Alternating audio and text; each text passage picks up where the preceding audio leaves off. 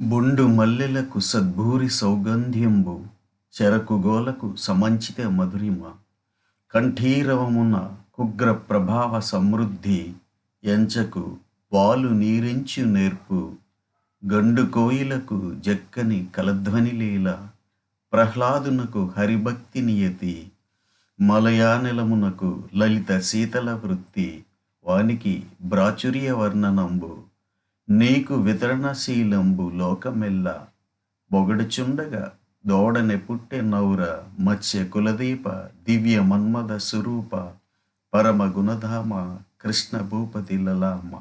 ఓ మత్స్యకులమునకు దీపం వంటివాడా, మన్మధుని లాంటి రూపం కలిగినవాడా, ఉత్తమమైన గుణాలను కలిగినవాడా, ఓ కృష్ణ భూపతి రాజా, మల్లెపూలకు సువాసనలాగా, చెరకు ముక్కకు తీపిలాగా, పులికి భీకరత్వంలాగా, హంసకు పాలను నీరును వేరు చేసే నేర్పులాగా, కోయిలకు తీయని కంఠస్వరంలాగా, ప్రహ్లాదునకు హరిభక్తిలాగా, మలయ మారుతానికి చల్లదనంలాగా, సరస్వతికి వాక్కులాగా నీకు దానగుణం పుట్టుకతోనే అబ్బినది అని అల్లమరాజు సుబ్రహ్మణ్య కవి కృష్ణభూపతిని వర్ణించిన తీరును చూస్తే అతన్ని అభినవ కృష్ణదేవరాయలు అని ఎందుకు ప్రస్తుతిస్తారో అర్థమవుతుంది.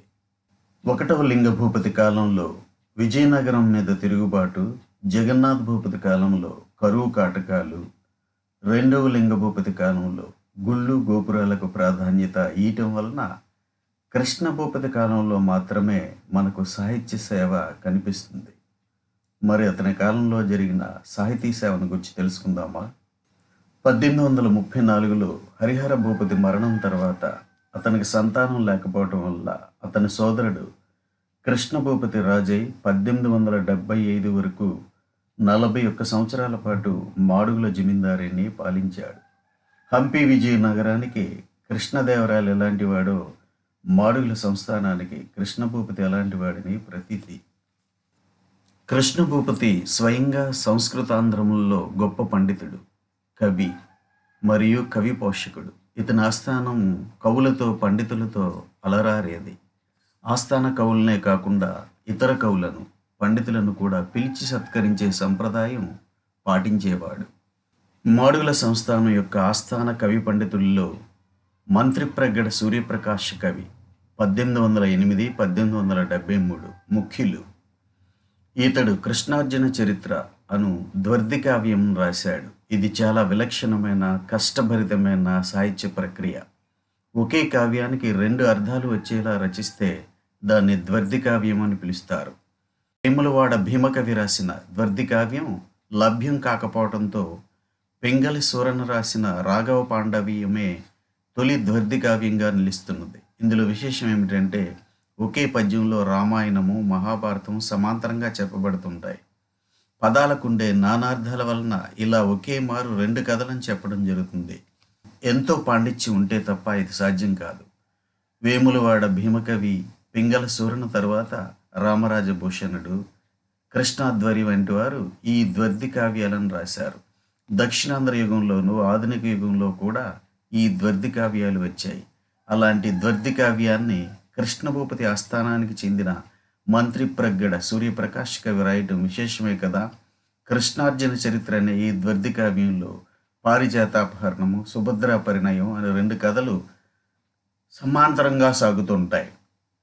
ఈతడు భీమలింగ కలుష విభంగ అనే మకుటంతో 100 కంద పద్యాలతో భీమంగ శతకాన్ని రాశాడు. మాడుగుల సంస్థానంలో ఆస్థాన కవిగా ఉన్న మరో కవి పేరి సర్వేశ్వర శాస్త్రి. ఈతనికి ప్రస్తుత దేవరాపల్లి మండలంలోని పెదనందిపల్లి ముఠాలో మాన్యములిచ్చి సంస్థానంలో కవిగా చేర్చుకున్నాడు కృష్ణభూపతి. శాస్త్రి గారు ఆ మాన్యాలకు దగ్గరగా ఉండే దేనాడలో నివాసం ఉండేవాడు. ఈతని సంతతికి చెందినవాడే పేరి వెంకటేశ్వర శాస్త్రి.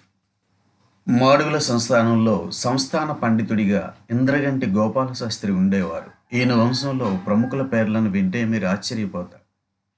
ఈ ఇంద్రగంటి గోపాల శాస్త్రి ముని మనుమడే ఇంద్రగంటి హనుమత్ శాస్త్రి.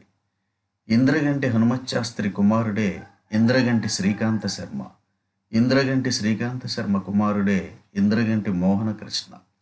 ఇంద్రగంటి మోహనకృష్ణ అనగానే గ్రహణం, అష్టాచెమ్మ, అంతకుముందు ఆ తర్వాత అమ్మి తుమ్మి, సమ్మోహనం, జెంటిల్‌మ్యాన్ సినిమాలు గుర్తుకొస్తున్నాయి కదా!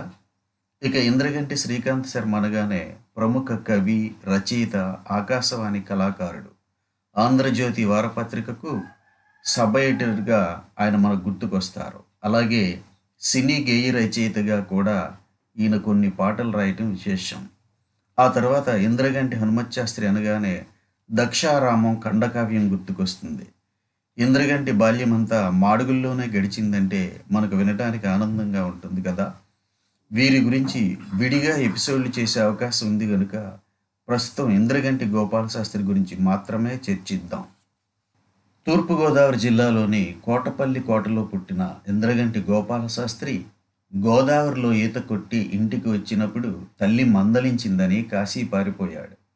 కాశీ చేరిన గోపాల శాస్త్రి అక్కడున్న తెలుగు బ్రాహ్మణ సమాజం వారి ఆశ్రయం పొంది ఉత్తరాది కాశీ పండితుల మధ్య రాటుదేలి పాణినీయాది సంస్కృత వ్యాకరణ గ్రంథాలు చదువుకొని భాష్యాంత వైయాకరణుడయ్యాడు. తను చదువుకున్న విద్యాపీఠానికే కులపతి కూడా అయ్యాడు. అక్కడ ఆయన శిష్యులే వింజమూరి పుల్లమ్మతో వివాహం చేశారు. కాశీలో కొన్నాళ్ళు కథ నడిచిన తరువాత ఆంధ్రదేశం వెళ్ళిపోవాలని కోరిక కలిగింది. శ్రీకాకుళం జిల్లా బొబ్బిలిలో కొన్నాళ్ళు కాపురం ఉన్నారు. ఆ తర్వాత విజయనగరం సంస్థానంలో పండిత స్థానం సంపాదిద్దాం అనుకున్నారో ఏమో, కోటకు వెళ్ళబోతుండగా ఆయన బొబ్బిలి నుంచి వచ్చాడని విని వారు విముఖత చూపుతున్నారని తెలిసి వారిని కలిసే ఆలోచన విరమించుకున్నాడు. ఇక తను పుట్టిన కోటపల్లికి వెళ్ళిపోదామని బయలుదేరి అనకాపల్లి రోడ్లో బళ్ళు కట్టించుకుని వెళుతుండగా విషయం తెలిసిన కృష్ణభూపతి తన దివాన్ని పంపించి తన ఆస్థాన పండితుడిగా ఉండమని ఆహ్వానించాడు. పుల్లెల దక్షిణామూర్తి అనే పండితుడు గోపాల శాస్త్రితో పాండిత్య ప్రదర్శనకు దిగి ఓడిపోయి పట్టుదలగా కాశీపోయి 10-12 సంవత్సరాలు కృషి చేసి వెనక్కి తిరిగి మాడుగుల సంస్థానానికి వచ్చి ఆయనతో పోటీ పడదామని వచ్చేసరికి అప్పటికే ఆయన స్వర్గస్థులు కావటంతో అయ్యో మన కోరిక తీరలేదే అని నిరాశగా వెనుతిరిగిపోయాడనే కథను చెల్లపిల్ల వెంకట శాస్త్రి తన కథలు గాథలు పుస్తకంలో చెప్పారు. చిలుకూరి చతుష్టయంలో మొదటి ఇద్దరైన సోమనాథ శాస్త్రి, పాపయ్య శాస్త్రి వ్యాకరణ శాస్త్ర వ్యాఖ్యాన గ్రంథాలు ఈయన దగ్గరే చదువుకున్నారు. సంస్థానంలో పాండిత్య సేవ అయిన తరువాత తన ఆవుని తీసుకెళ్లి పాలగడ్డ ఏటిగట్టును గడిపేవారట. ఎవరైనా కృష్ణభూపతి ఇతర పండితులకు ఉదారంగా భూములు ఇస్తున్నారు, మీరు అడగండి అని సలహా ఇస్తే నేనేమిటో తెలిసి ఇచ్చేది చాలు, అడిగేది మాత్రం లేదు అనేవాడట. అంత నిర్లిప్తుడాయన. ప్రస్తుత ఎలుబండి వీధిలోని చనిపోయిన వీడియో రాజు గారి ఇంటి పక్కన గల ఇళ్ల స్థానంలో 1000 గజాల స్థలంలో వారి పాత ఇల్లు ఉండేదట. అక్కడే హనుమత్ శాస్త్రి బాల్యం గడవటం విశేషం. తరువాత మాడుగుల్లో సంవత్సరానికి అప్పట్లో 1000 రూపాయల రాబడి గల మాన్యాన్ని కృష్ణభూపతి నుంచి పొంది ఆస్థాన కవిగా అలరించి మాడుగుల్లోనే పరమపదించిన కవి శిష్టు కృష్ణమూర్తి శాస్త్రి. నాటకదీపం, పంచతంత్రం, వసుచరిత్ర వ్యాఖ్యానం, వెంకటాచల మహాత్మ్యం, హనుమత్ శతకం మొదలైన ఎన్నో రచనలు ఈయన చేశాడు. 1853 నుండి 1869 వరకు మాడుగుల్లో వార్షికములను పొందిన మరొక కవి అల్లమరాజు సుబ్రహ్మణ్య కవి. ఇతడు మత్స్య కులదీప, దివ్య మన్మథ రూప, పరమ గుణధామ, కృష్ణభూపతి లలామ అనే మకుటంతో కూడిన శీసపద్య శతకాన్ని 1853లో రచించి కృష్ణభూపతికి సమర్పించాడు. కృష్ణభూపతి వార్షికం ఏర్పరిచి గౌరవించిన మరొక కవి అడిదం బాలభాస్కర కవి. ఇతడు రాసిన పుస్తకాలేవీ లభ్యం కావటం లేదు. కృష్ణభూపతి మీద శ్రీ కృష్ణభూపతి తారావళి అనే కందపద్య రచన చేశాడు. అశ్విని మొదలగు 27 నక్షత్రాల పేర్లు వచ్చేలా 27 పద్యాల ఖండకావ్యాన్ని తారావళి అంటారు. మాడుగుల సంస్థానానికి సంబంధించినంత వరకు కృష్ణభూపతిని అభినవ దేవరాయలు అని ఎందుకంటారో ఇప్పుడు అర్థమైంది కదా. ఇప్పటికీ ఈ ప్రాంతంలో జరిగే తద్దినాలలో ప్రభువు కృష్ణభూపతిని స్మరించుకోవటం ఓ విశేషం. అలాగే ఖండివరంలోని శివాలయంలో జరిగే నిత్య పూజల్లో మహారాజా విక్రమ్దేవ్ వర్మ పేరును సంస్మరించుకుంటారని అక్కడ పురోహితులు చెప్పడం జరిగింది. పాలగెడ్డ వద్ద ఉన్న శివాలయం కృష్ణభూపతి పేరు మీదుగానే కృష్ణ భూపాలేశ్వర ఆలయంగా పిలుస్తారు. మాడుగుల్లోని వేణుగోపాల స్వామి ఆలయం, జగన్నాథ స్వామి ఆలయం, భీమలింగేశ్వర స్వామి ఆలయం మొదలైన ఆలయాలను మాడుగుల మత్స్యవంశీకులే నిర్మించారు. కాగా ఎలుబండి వీధిలోని రామాలయాన్ని గునుపూరు రాజులు నిర్మించారు. పార్థసారథి స్వామి వారి ఆలయాన్ని గోవిందదాసు అనే మారుపేరు గల గోకా వెంకటదాసు గారి నేతృత్వంలో దాన్ని నిర్మించటం జరిగింది.